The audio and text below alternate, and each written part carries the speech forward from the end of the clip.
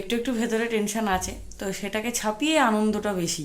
বহু বছর পরে মাসির সাথে দেখা।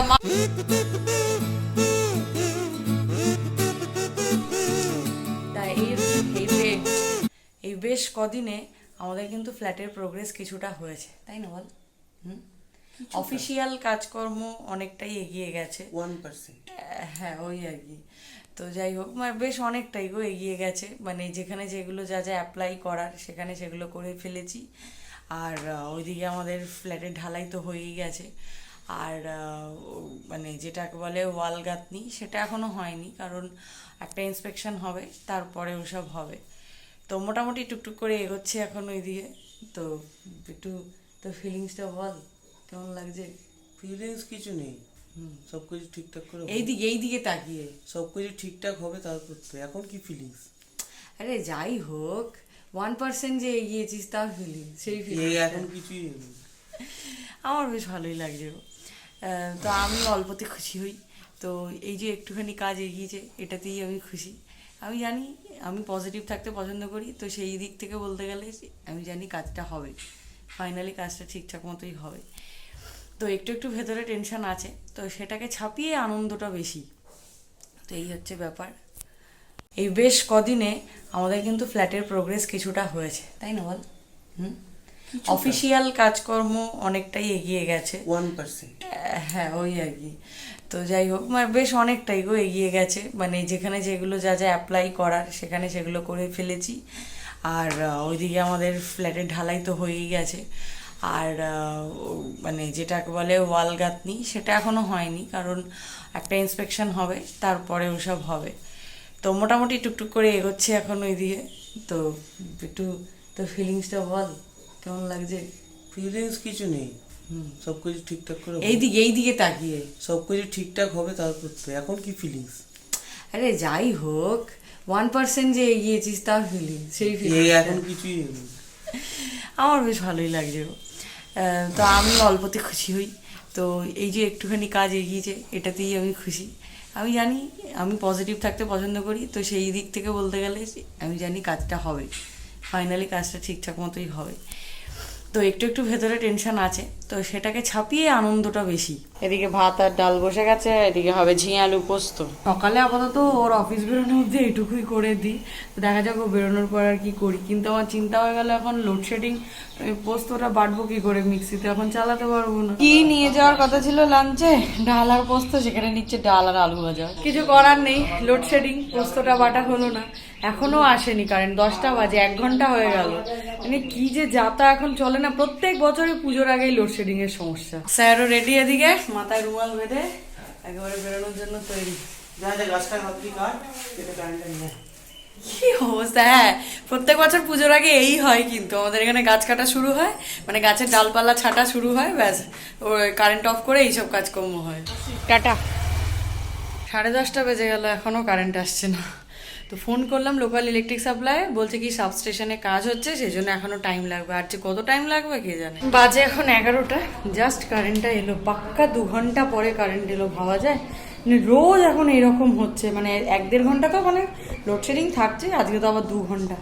তো যাই হোক, খিদেও পেয়ে গেছে, এখন যাই কি ব্রেকফাস্ট করি। কারেন্ট এলো, ফাইনালি পোস্তটাও রান্না হচ্ছে। দার্জিলিং থেকে ফিরে আসার পর সেভাবে আর ডেলি ব্লগ করাই হয়নি। মানে আমি সত্যি আজকে ক্যামেরাটা অন করছিলাম যখন ভাবছিলাম, আর সৌরভকেও বলছিলাম যে দেখ কি অবস্থা আমার, মানে মাঝখানে শরীরটা আমার খুবই খারাপ হয়ে গেছিল, অ্যালার্জি প্রবলেম, গাইনি প্রবলেম, সবকিছু নিয়ে একসাথে ভুগছি। তো নেক্সট উইকে আবার ইউএসজিও করার রয়েছে, তো এই নিয়েই চলছে আর কি। তো ওই জন্যই আর ক্যামেরাটা হাতে নেওয়া হয়নি। ভালো লাগে না ক্যামেরার সামনে এসে বারবার তোমাদেরকে ওই শরীর খারাপ লাগছে, শরীর অসুস্থ, এইসব বলতে ভালো লাগে না। তো যাই হোক, এই হচ্ছে ব্যাপার আপাতত।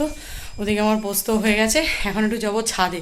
বাট বাইরে রোদটা দেখেছো, প্রচণ্ড রোদ উঠেছে এই কদিন, খুব বৃষ্টিও হয়েছে। তো তারপরে এই লাস্ট কালকে থেকে আবার একটু রোদ ওঠা স্টার্ট হয়েছে। বাড়িতে আজকে কে এসছে দেখো, আমার এই এক মাসি এসছে, বহু বছর পরে মাসির সাথে দেখা। মা রাস্তায় দেখতে পেয়ে ধরে বেঁধে নিয়ে এসছে, বহু বছর পর। খুব ভালো আমার এই মাসি, মানে আমি মাসির সাথে আমাদের বন্ডিংটা এতটাও ভালো, মানে মাসি কিন্তু আমাদের রিলেটিভ নয়, কিন্তু ওই আর কি যেরকম আর কি চেনা পরিচিত, বাট আমার নিজের মাসির থেকেও বেশি। সো বেজে গেছে এখন প্রায় 2টো। তো ওই মাসি এসেছিলো, মাসির সাথে গল্প করতে করতে কোথা দিয়ে যে টাইম বেরিয়ে গেল বুঝতেই পারলাম না। তো আজকে একটুখানি ঘরে ক্লিনিং করার ইচ্ছা আছে, যে এক্সট্রা ক্লিনিং যেগুলো, যেটা হচ্ছে এই যে জানলার নেটগুলো আছে এগুলোকে ক্লিন করব, সাথে জানলাটাও ক্লিন করব, এই কার্টেনগুলোকে ধোবো। আজকে আমি এসব এক্সট্রা ক্লিনিংগুলো করছি বলে মা ওদিকে স্নান করে পুজো করতে চলে গেছে।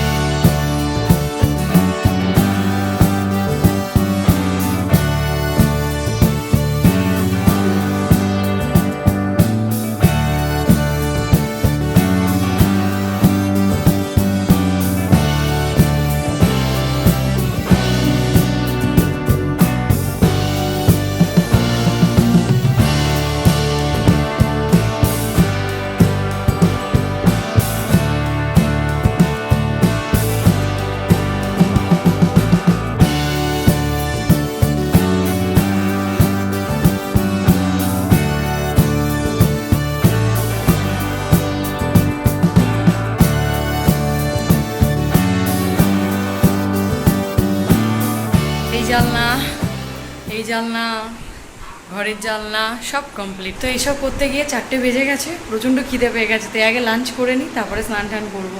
নেটগুলোকে ভিজিয়ে রেখেছি, স্নান করার সময় কেচে দেবো। আমার চোখ মুখ ইগনোর করো, ধুলোতে পুরো একদম কালো হয়ে রয়েছে। এখন প্রায় 8:30, তো একটু বেরোচ্ছি। মা গেছে হচ্ছে মন্দিরে, হনুমান মন্দির, আজকে তো মঙ্গলবার, মা গেছে। আমি আর আজকে যাইনি, কারণ এইসব পরিষ্কার করেছি। তো আজ কতগুলো ব্লাউজ কিনেছি, সেগুলো এখন যাব অল্টার করতে দিতে। আর তারপরে যাব হচ্ছে কয়েকটা স্কিন কেয়ারের প্রোডাক্ট নেওয়ার রয়েছে, শেষ হয়ে গেছে। সেগুলো যে পার্লার আমি যাই, ওদেরই তো প্রোডাক্ট ইউজ করি, তো সেখান থেকে প্রোডাক্টগুলো নেব। তারপরে কয়েকটা নাইটি নিতে হবে, তো সেগুলোও নেব। তো বেশ কয়েকটা টুকটাক কাজ আছে, সেগুলোই মানে করতে বেরোচ্ছি আর কি। নাইটি নিলাম, তারপরে কি বলে আমার প্রোডাক্ট নিলাম হেয়ারের, মানে শ্যাম্পু ট্যাম্পু নেওয়ার ছিল। তো তারপরে এলাম হচ্ছে সৌরভের জন্য, ও অফিস থেকে এলো, ওকে দোকানে নিয়ে এলাম। ওর রেগুলার ওয়্যারের মানে অফিসের জন্যই শার্ট টি শার্ট এসব নেওয়ার ছিল, সেসব নিলাম। এবার বাড়ি যাব, 10:30 বেজে গেছে। বাড়ি ফিরে কালকের রান্নার প্রিপারেশন করে রাখলাম। এদিকে আলু কেটে রাখলাম, এদিকে সব পেস্টের জন্য রেডি করলাম। এদিকে রাতে হবে কালকে ঘুগনি, সেটা দুপুরেই বানিয়ে রাখবো বলে মটরটাও ভিজিয়ে রাখলাম। এবার দেখাই আজকে কি কেনাকাটা হলো। এই যে সৌরভের জন্য এই শার্টটা কেনা হয়েছে, আর এই একটা এই যে টি শার্ট কেনা হয়েছে, আর এই একটা প্যান্টের পিস কেনা হয়েছে, এই একটা রেড নাইটি, এটা হচ্ছে আমার। আর এই দুটো নাইটি কেনা হয়েছে আমার, কি বলবো ওটাকে, দিদা শাশুড়ি মায়ের জন্য। অলমোস্ট 11টা। তো বাড়ির সবারই আজকে ডিনার হয়ে গেছে, খুব তাড়াতাড়ি আজকে সবাই ডিনার করেছে। আমারও খিদে পেয়ে গেছে, তো আমিও বসে গেলাম এবার ডিনার করতে। সারাদিন পরে স্যারকে পাওয়া গেছে গো, হাততালি দাও, হাততালি দাও, উলু দাও। সে কোন সকালে একবার মুখ দেখিয়ে গেছিল। কোথায় মুখ দেখালাম সকালে? হ্যাঁ, ব্লগে।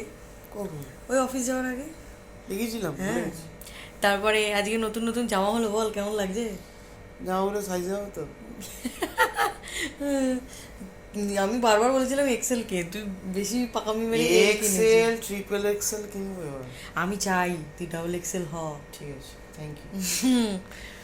তো যাই হোক, কালকে আবার এনার অফিস বেরোনো, অফিস বেরিয়ে গেলে আবার আমি একটু যাব ব্যাংকে, তারপর একটু পঞ্চায়েত অফিসেও যেতে হবে, কাজ রয়েছে কিছু দরকারি কাজ।